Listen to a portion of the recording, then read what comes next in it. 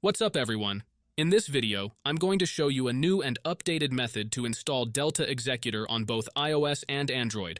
I already have it set up on my phone, and as you can see, it's working smoothly with no issues at all.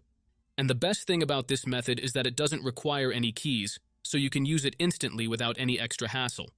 The process is really easy. Just stay with me, follow the steps in the tutorial, and you'll have everything working in just a few minutes. So make sure you watch until the end, and let's get started right now.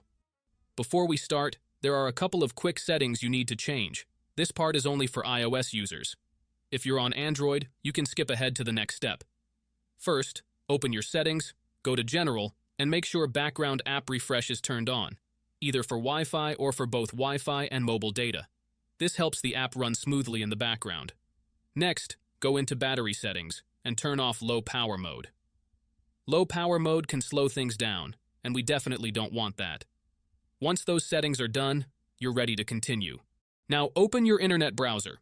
In my case, I'm using Safari, and go to delta-install.com. This is the website where you can download Delta Executor. When you're on the site, you'll see some information about Delta and how it works.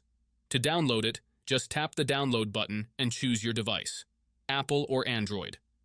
The download might take a moment depending on your internet connection, but once it's finished, you'll see a confirmation page telling you the app has been installed and to check your home screen. At that point, Delta Executor should appear on your home screen and you're good to go.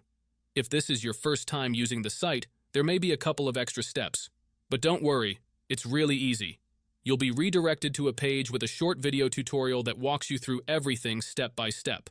You'll just need to install a couple of apps from the App Store or Play Store, depending on your device.